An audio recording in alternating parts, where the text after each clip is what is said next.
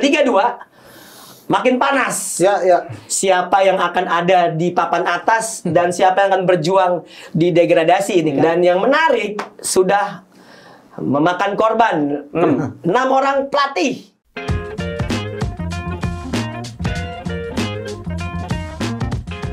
Yo, welcome back to Discord. Diskusi olahraga bareng Rais dan Donzol dan tentunya Estu Ernesto.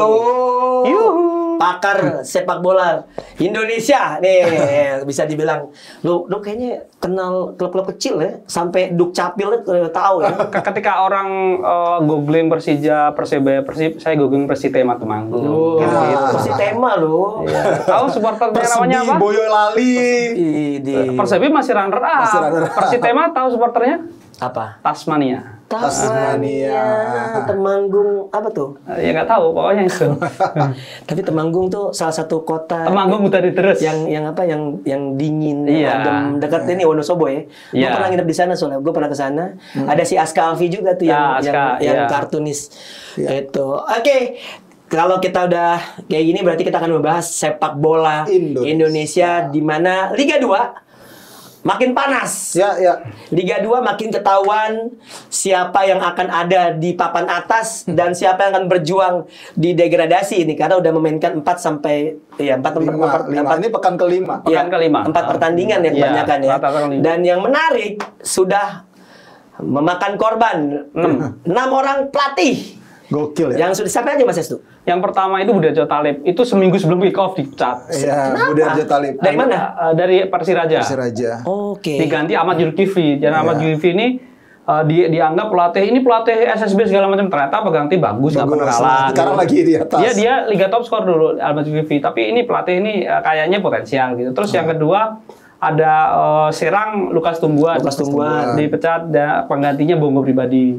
Terus Perseka Tegal Miftahuddin Mukson mundur kabarnya gitu, tapi nggak berserang lama ke PSMS, karena Ridwan Saragih yang awal dilakukan ngasih poin terus, ternyata tiba-tiba ada kabar dipecat, tapi sebelum dipecat mundur katanya gitu. Kok bisa ya? Ya gitu. Bagus tapi dipecat. Hanya Pak Edi deh. Terus ada dari tadi siapa Lukas Tumbuhan, Jansaragi. Belum.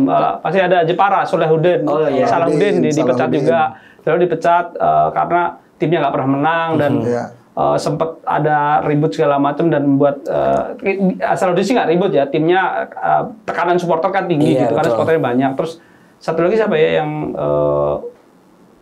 Salahuddin itu udah 5 Mas. Satu lagi Jansaragi. Jansaragi ya. Jansaragi terbaru. Ketika dia kalah 4-2 dari Sriwijaya. Dan ini ada kejadian juga masuk rumah sakit. Tapi sama pemain. Jadi tabrakan dengan kiper gitu. Jadi dibawa rumah sakit gitu. Ya berarti Jansaragi adalah pelatih ke-6 yang dipecat. Duo Saragi. Kalau lu melihatnya seberapa besar tuh tekanan di Liga 2 tuh sampai 6 pelatih lu udah dipecat. Gini ya, ketika kemarin ada musim lalu vakum, kemudian musim ini digulirkan lagi dengan format yang baru, tentunya ekspektasi akan tinggi bagi klub-klub, terutama yang klub-klub punya masa banyak ya, PSPS, Sriwijaya FC, Semen Padang, Persiraja dan lainnya lah gitu loh. Mereka itu punya target dan harapan tinggi. Persiba aja di papan bawah. Yang sebenarnya kalau secara persiapan juga udah matang banget, fasilitas ada, tapi kita baru menang kemarin mereka lawan Kalteng Putra, itu pun di menit akhir. Ya, itu menit 94. Di menit akhir. Jadi kan sebenarnya pertarungan ini sangat ketat banget di Liga 2 ya. Ya, ini yang makin membuat seru, makin membuat panas persaingan, dan juga tekanan itu akan semakin hebat. Apalagi tekanan dari para supporter juga sangat luar biasa yang membuat cuma 3 pertandingan, baru 4 pertandingan, 3 pertandingan aja udah jadi evaluasi yang gede-gedean bagi sebuah tim untuk bisa memecat seorang pelatih gitu. Dianggap pelatih itu gagal. Makanya gue lihat sekarang klub-klub Liga 2 ini sudah mulai panik sih. Kalau gue ngeliatnya panik gitu loh. Kalau gue ngeliatnya. Nah, kalau kita bicara Liga 2 itu yang degradasi Di peringkat berapa? Nanti akan ada grup lagi ya? Ada grup lagi. Berarti 3 terbawah? Iya, tapi kalau... Enggak, 3 dong. 3 terbawah. 4 terbawah dong. 3 teratas, kan berapa sih satu tim itu? 16 besar. Kan 7 kan? Yang pasti. Enggak, 7 kan? 7, satu, ini kan 7. Setahu gue peringkat terakhir tuh udah pasti degradasi. Bukan, ada, ini katanya ada ini lagi. Oh, yang ada turnamen lagi. Ada grup lagi, dibikin grup-gruping lagi. Karena ada protes ketika cuma bermain langsung degradasi, mainnya tidak sampai 12 kali atau berapa. Jadi 14 kali kan? Tidak sampai 12 kali. Tidak sampai 15 kali atau 18 kali gitu lah standarnya gitu. Dan itu diprotes. Jadi sebenarnya masih ada. Tetapi sebenarnya faktor-faktor yang menyebabkan pemecatan itu adalah karena grup-grouping itu cuma 7. Jadi kelihatan sekali kalau 3 kali nggak menang itu kelihatan banget gitu. Udah ini calon degradasi ini, padahal masih ada satu putaran lagi gitu loh. Nah, ini menurut saya yang buat manajemen panik, apalagi seperti yang dikatakan Rais, tim yang berbasis supporter banyak, ini tentu akan tekanan tinggi. Dan justru tim yang baru mau dapat supporter FC Bekasi itu lagi bagus-bagusnya gitu. Ini ada berapa grup ya? 4 grup ya. 1, 2, 3, 4. Sumatera. Oke. Kan kalau grup tahun sebelumnya nggak selesai 3 ya kalau nggak salah ya. Iya. Lebih banyak kan jumlah pesertanya kan, artinya di satu grup itu kan. Iya. Nah, ini emang bisa menjadi sebuah apa ya? Bisa dievaluasi nanti format Liga 2 ini kalau menurut gue ya, karena ya itu tadi terlalu sedikit menurut gue 7 tim kan satu grup kan. Akhirnya tadi banyaknya pemecatan karena melihat performa yang tidak stabil. Tapi kalau tadi lu bahas FC Bekasi ada 4 tim ya yang belum terkalahkan, yaitu Semen Padang di 4 laga, Persiraja 4 laga, FC Bekasi 3 laga, bahkan Sapu Bersih 2-nya tandang. Lalu Persipura 4 kali tanpa kekalahan. Tapi Persipura doang nih yang bukan 2 besar ya, karena banyakan imbang. Kalau lo ngelihat dari performa 4 tim ini kan, selain Bekasi City kan 3 tim ini kan nama besar di Liga Indonesia ya. Kalau lo ngelihat apakah mereka layak berada di Liga 1 lagi? Kalau Semen Padang sih sejauh ini karena pemain mereka itu hampir 60% pemain lama. Pelatihnya pelatih lama, semuanya orang lama ya. Jadi mereka tinggal klopin aja sebenarnya. Persiraja ini baru dan kedatangan beberapa pemain yang seharusnya Andik di sana ya? Andik di sana, David Lali di sana, tapi Gunawan apa Rifki Mokodompit di sana. Yulfiadi belum. Tapi yang pasti Persiraja ini agak kejutan aja. Pelatih Ahmad Zulkifli ternyata mampu membuat tim ini menjadi bagus, dan menurut saya peran seorang Nazarudin Degam juga nggak bisa dilupakan. Ini presiden klub ini kembali lagi kan setelah klub sempat dijual, terus dia ambil alih dia lagi, ternyata settle lagi dan penontonnya juga makin banyak gitu. Jadi ada harapan lagi Persiraja untuk bisa naik lagi gitu sebenarnya. Kalau lo melihat Persipura dan FC Bekasi, Persipura kan kita tahu dengan masalah yang mereka hadapi sebelum musim persiapan sangat mepet, tapi Persipura Persipura pemain-pemainnya udah jadi semua dan tinggal disolidkan lagi, dan mereka membuktikan bahwa manajemennya enak aja lah pokoknya ini mah. Pokoknya selama gaji lancar, tidak ada permasalahan internal, Persipura gue yakin bisa terus melaju lah, setidaknya sampai babak 4 besar untuk perebutan ke promosi kalau mereka konsisten ya. Sementara FC Bekasi City memang kalau gue lihat dari musim lalu, tim ini serius banget. Datangin pemain-pemain yang memang punya kualitas untuk Liga 2 ini untuk bersaing untuk promosi. Bukan sekedar ada di papan atas gitu loh. Dan pada musim ini mereka terusin lagi, terlihat dengan keseriusan mereka datangin EJCL, salah satu pemain asing gue bilang paling berkualitas di Liga 2 saat ini. Yang gue lihat ya dari performa dia gitu loh. Dan itu dibuktikan dengan racikan yang dilakukan. Ya sekarang FC Bekasi City gue bilang salah satu tim favorit untuk promosi, semoga aja tidak terhenti lagi. Nah, Mas Estu, Widiantoro, pelatih dari FC Bekasi City. Lu punya catatan khusus nggak sebelumnya Widiantoro secara kualitas megang tim? Karena kita tahu nih Widiantoro dulu tuh striker ya. Dulu waktu saat sebagaimana ini striker yang ulung lah ya, cukup baik lah di level nasional. Lalu kalau melihat seorang Widiantoro sebagai pelatih saat ini menukangi FC Bekasi di 3 pertandingan memang oke. Tapi harus diingat juga bahwa mereka sangat tergantung dengan Eze tadi. Semua gol yang diciptakan itu dari Eze semua. Ya 3-2 menghadapi PSIM Yogyakarta, hat-trick backnya Eze, lalu 1-0 lawan Nusantara United Eze, terakhir pada saat mereka jadi tuan rumah. Iya. Ya, satu gol itu pun Eze juga tuh. Kalau Eze kagak main apa yang terjadi? Gitu kan. Nah, kalau lu melihat seorang Widianto, walaupun kenyataannya seperti itu, tapi Widiantoro komentar pertama kali ketika dia menang itu, kita masih punya Eze yang lain di tim ini, seperti itu komentar Widiantoro. Karena mungkin ini naluri dia seorang striker. Apakah itu lip service? Karena gue nggak ngeliat itu gitu. Iya, makanya walaupun di sana ada Saldi juga ya, ada Saldi gitu. Tapi memang, tapi kalau bener omongan Rais, dari semua pemain asing, kalau di ranking gitu ya Eze paling ya masih layak lah dari situ lah ya. Iya. Yang Persija kalau butuh mah ambil lah ya. Iya. Apa tuker nih? Tuker sama siapa? Sama Spik. yang pasti Widiantoro ini pelatih yang sempat disayangin di Persis Solo. Iya, betul. Di Sleman juga disayangin. Bahkan ketika di Persis Solo semua memakai batik, dia memakai pelatih yang di lapangan pakai batik. Jadi dia itu cukup teman-teman Pak Sopati dulu cukup dekat dengan pelatih dia. adem ya berarti ya. Iya. Pelatih yang nggak banyak konflik ya. Dan ini dibutuhkan oleh FC Bekasi City. Karena kalau misalnya kita bicara sebenarnya ini tim bertabur bintang dan bertabur duit ya. Kalau ngeliat dari bagaimana si owner, walaupun ownernya stres ya. Iya. Ya, maksudnya stres ini mikirin tim ini biaya ternyata besar banget gitu loh. Iya, betul sekali, dan memang ya karena memang jor-joran juga ya. Jor-joran. Karena selalu bawa duit ratusan juta di tas untuk bonus kan. Tapi saya salut sama manajemen mereka, pemainnya dengan memindahkan markas mereka. Ini menurut saya makin menyebarkan sepak bola ya di Jawa Barat, makin banyak pilihan akhirnya nanti. Dan Kerawang kan ya mereka kembali ke Kerawang itu hidup lagi sepak bola, dan stadionnya cukup representatif untuk liga gitu loh. Tapi apakah kalau di kolom komentar kan pada kecewa juga mereka yang orang-orang Bekasi, mereka menggunakan nama FC Bekasi tapi mereka tidak bermain di Bekasi. Nah itu menurutku sendiri ya, Bekasi juga ada kekosongan kan. Benar dong, Persipasi kan bukan ada di level Liga 2 bahkan. Iya, yang sekarang lagi berjuang lah Persipasi yang juara Liga 3 kemarin, Liga 3 musim lalu yang ini sepertinya akan dipush ke atas, walaupun kita belum tahu seperti apa. Tapi kan kalau melihat intensitas stadion Patriot sendiri dipakai Persija, terus ada Bayangkara, artinya ini kan juga tidak bagus juga untuk stadionnya sendiri itu untuk permainan. Dan ya mungkin budget juga sih. Budget nyewa Stadion Patriot mungkin lebih murah Singa Perbangsa dibandingkan Stadion Patriot. Kan mereka juga harus realistis, di tengah belum ada supporter yang loyal untuk bisa mendukung mereka, membeli tiket misalkan gitu. Toh sekarang sponsor kan mereka sponsor sendiri. Iya, betul. Belum Masih dapat mandiri sponsor, ya, masih mandiri gitu loh. Dan mungkin ini yang beli tiket mungkin ya. Dan ini hal yang realistis yang dilakukan oleh manajemen gitu.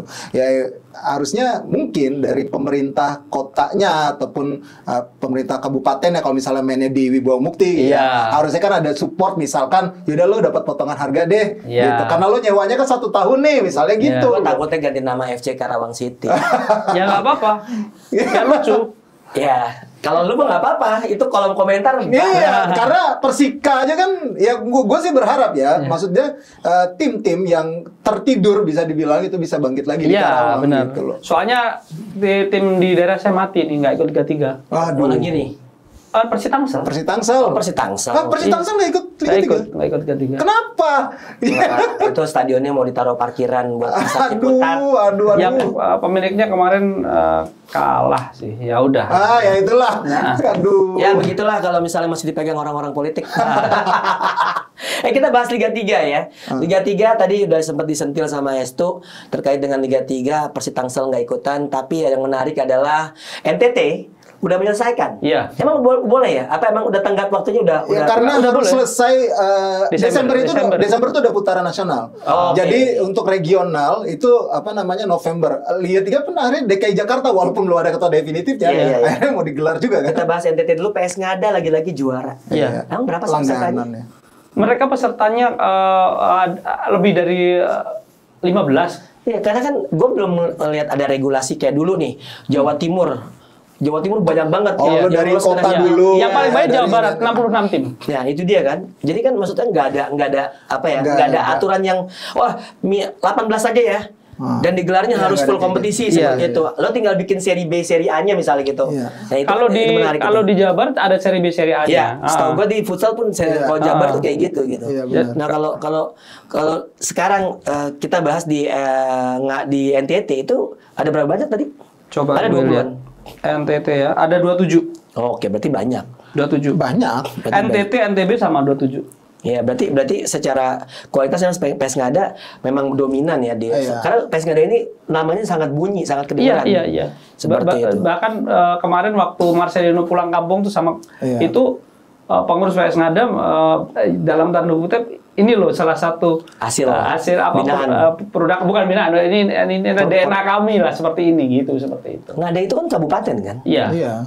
Karena kan gue pernah ngelatih di NTT, memang sebetulnya luar biasa bakat-bakat sepak bola dan futsal mereka tuh sangat luar biasa menurut gue dan seharusnya memang bisa apa ya bisa dibilang jadi apa ya jadi kayak Papua lah gitu tanah yang punya bakat gitu loh. Harusnya sih harus ada penerus Yabes Roni, kemudian Marcelino sekarang udah ada ya. Harusnya ada lagi. Yang back Persija yang dipilih Persikabo. Frankie Misa. Iya. Itu anak PON loh. Dan mereka nama Hariki Nelson kan. Dan mereka lolos ke PON loh. PON mereka lolos. Itu pertama kalinya. Betul. Sepak bola. Di Papua kan. Pada saat 2012 gue NTT di sana itu pertama kalinya olahraga bukan individu olahraga kelompok itu lolos ke PON. Karena biasanya kalau mereka lolos ke PON itu lari sama tinju, sama berantem, pokoknya olahraga yang berantem. Iya, benar. Mereka seperti itu. Nah, tadi kita udah di NTT, sekarang kita tinggalkan yang dekat-dekat aja deh. DKI Jakarta yang pengoleksi PLT terbanyak. Harusnya masuk kategori muri kali ya? Iya, kalau gue lihat ya, ini ada 4 grup ya. 4 grup. Iya. 4 grup ya? Gue lihat dulu. 4 grup itu satu grup ada yang 5. Ya, rata-rata 5. Semuanya 5.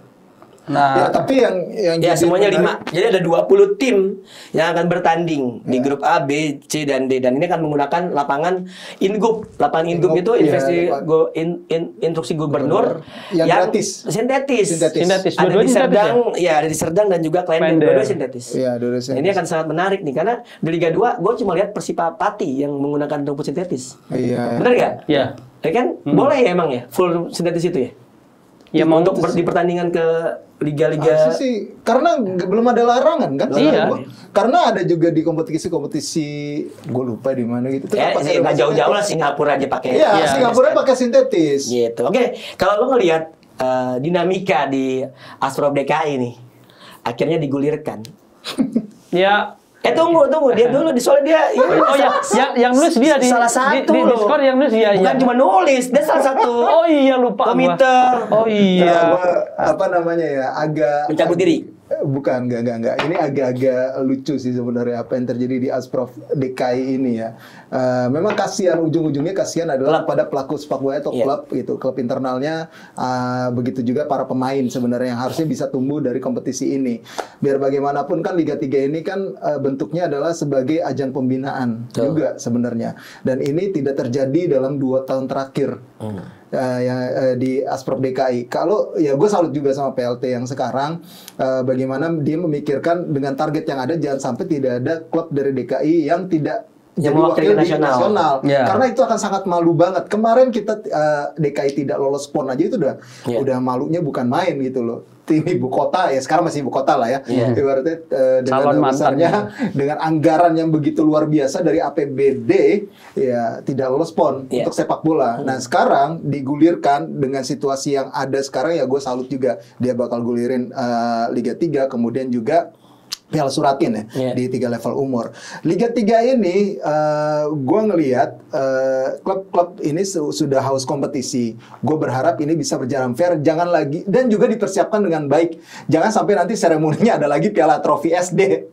Lo tahu kan musim lalu yang maksud gua yang zaman Batavia juara. Iya, dengan persiapan seadanya tapi ketika penghargaan sebuah seremoni itu jangan juga seadanya juga lah. Maksud gua harus ada masa kalah sama Liga Top Skor sih gitu loh. Yang pialanya lebih bagus daripada trofi anak SD. Kalau gua ngeliatnya gitu. Karang Taruna.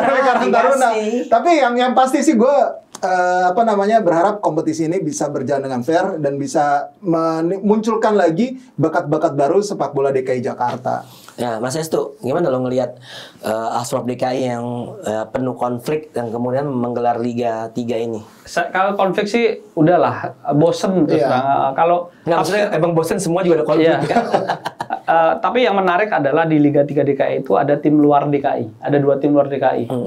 Villa 2000, ada Tangerang Selatan, sama satunya lagi ada Wirayuda Depok. Bukan, Bintang Kota. Wirayuda Depok itu sekarang... Kan juga Depok, dia kan bukan DKI. Gue tuh kadang-kadang suka bingung tuh. Enggak, dia Jakarta Timur. ABC Wirayuda masuk Jakarta Timur. Tapi ininya Depok kan sebenarnya. Iya, tapi pendaftarnya ada Jakarta Timur gitu. Kalau yang tim luar DKI cuma Bintang Kota di Kota Tangerang sama Villa 2000 dan Villa 2000B ya. Villa 2000 itu udah dibeli. Udah selebes kan ya. Jadi menarik banget tim-tim ini, terutama saya itu nunggu sebenarnya Persija Muda. Ini kan sebenarnya sudah berkompetisi di internal, kan internal kompetisi sendiri. Terus ada PSJS Jakarta Selatan yang sebenarnya punya basis supporter. Persis Jakarta Timur juga. Terus ada satu lagi Persitara. Nah, itu menarik tuh. Baru hari ini pagi ini seleksi. Prosesnya siapa? Ya nggak tahu. Iya sih emang. Musim lalu sih Omaeli Idris ya, 2 musim yang lalu. Nah, juaranya tahun lalu siapa? Batavia ya. Pak Gede ya. Iya. Dia 1-2 ngalahin Asio sama UMS kan lolos ya. Asio. Enggak, maksudnya yang lolos ke nasional waktu itu 3. Iya, dua sama UMS. UMS berarti juga. Iya, UMS, Asiop sama Batavia berarti. Iya. Ya, mudah-mudahan aja sih jangan yang paling di ini juga klub-klub internet ini jangan berkonflik juga. Iya sih. Karena itu yang membuat salah satunya maksud gua akhirnya sulit juga nih mendapatkan ketua definitif. Karena kalau kita ditarik ke belakang di era Galatama, Jakarta itu kayak London, klubnya banyak banget. Ada Arseto Jakarta, ada Perkesa, masih Jayakarta, banyak lah di tim Jakarta itu pusatnya ya. Tapi ternyata di masa depan justru bukan kok mengecilkan arti Persija berkuasa sendiri, bukan, tapi maksudnya internal liga yang paling rendah untuk nasional aja nggak ada mereka. Maksudnya nggak seaktif daerah lain. Bahkan Jawa Timur itu bisa dijual di kedua produk, salah satunya produk sarung. Jadi mereka bisa jual 2 musim lalu, mereka juga bisa jual produk gitu. Artinya sebenarnya bisa dijual kok. Jawa Tengah musim lalu itu Kanterpin, Liga Kanterpin. Dijual. Jadi artinya bisa kok sebenarnya ini dijadikan sponsor masuk gitu. Nah, Jakarta kurang dekat dengan pusatnya semuanya gitu loh. Tapi ya itu tadi, karena belum ada kepengurusan yang definitif segala macam, mungkin itu jadi problem. Ya, gitu. Nah, kalau bicara pemain nih, level Liga 2, karena kebanyakan pemain level Liga 1 turun ke Liga 2. Pemain-pemain Liga 2 jadi turun nih ke Liga 3 nih. Ada ya kayaknya ada. Serpong City. Serpong City itu ada Bahtiar Ude, Yongki Aribowo, Aldino, Hafidin, Egy Milgiansa di Adiaksa Farmel. Oh iya, Farmel ya. Peraturannya pemainnya berapa ya? U23 kan? Kalau nggak salah U23 boleh senior berapa? 5? Lupa gua. Kayaknya tahun ini nggak ada. Makanya saya bilang waktu itu bilang ke salah satu esko, bilang berani nggak kita menambah 1 layer lagi. Jadi Liga 3 ini liga peralihan. Jadi Liga 4 yang U23 gitu loh. Karena kita negara segede ini cuma 3 layer itu menurut saya nggak fair menurut saya gitu. Dan Liga 2 tuh udah terlalu banyak dengan 28 tim menurut saya gitu. Karena Liga 1 kan dikerucutin juga. Makanya kalau dikerucutin, kalau tidak tambah 1 layer kan kesayang juga gitu. Maksud itu Liga 4 ini U23, Liga 3 ini peralihan, Liga 2 ini sudah mempersiapkan ke pro kan, dia naik kan harus punya EPA segala macam. Jadi udah nyiapin gitu. Jadi seperti itu gitu. Cuma jawabannya ya muter gini aja sih waktu itu. Ya, karena emang di Indonesia tuh mereka nggak mau ribet ya. Karena Liga 3 aja ini nih PLT beberapa kali. Iya. Apa kabarnya nanti kalau ada Liga 4 lagi. Tapi itu harapan kita sebagai pecinta sepak bola tentunya, yang kita berharap makin banyak kompetisi-kompetisi yang membuat ya pemain-pemain dan klub-klub juga bisa berkompetisi dengan baik ya. Iya. Ya artinya ada sarana dan prasarana yang bagus juga. Ini memang harapan para pecinta sepak bola tentunya, dan kayaknya kalau gua sih lu bicara Liga 3. Provinsi paling mana yang paling kuat? Ya Jatim. Jatim lah. Jatim ya. Nggak bisa dipungkiri, Jatim. itu kompetisi yang rapih, yang tersusun dari bawah sampai atas di internalnya, yang membuktikan kualitas klubnya juga bisa bersaing. Iya, betul. Jabar, Jateng? Ya Jabar ya. Ya, tapi Jabar juga. Jatim itu bahkan launching baju aja udah gila-gilaan gitu tim Iya. mereka. Gitu. Artinya mereka juga mempackagingnya Pengelolaannya dengan ya, sangat iya, baik ya. dengan sangat baik. Oke, mudah-mudahan bisa jadi contoh juga dengan provinsi-provinsi lain. Benar. Dan juga semoga sepak bola lokal juga semakin berkibar. Kompetisinya nggak ada banyak yang ribut-ribut. Iya. Karena kayaknya udah capek dengerin yang ribut-ribut. Ini hati-hati ya Liga 3 karena memang sering banget. Tapi setelah kita bikin konten yang sepak bola kasar, APPI bikin kampanye loh. Aduh, agak ini juga agak kepedean juga ya karena jadi APPI Gimana? bikin ya. Gitu. Jangan-jangan ini kita satu ini. Jangan pengurus APPI adalah penonton setia dari Iya. Disko. Oke. Para pecinta sepak bola Indonesia, jangan lupa like, comment, share, dan subscribe YouTube channel Ya. Skor Indonesia. Jangan lupa juga tentunya komen-komen yang positif supaya sepak bola kita semakin berkembang. Gue Rini Zola. Gue Rasatan. SRS tuh. Ciao.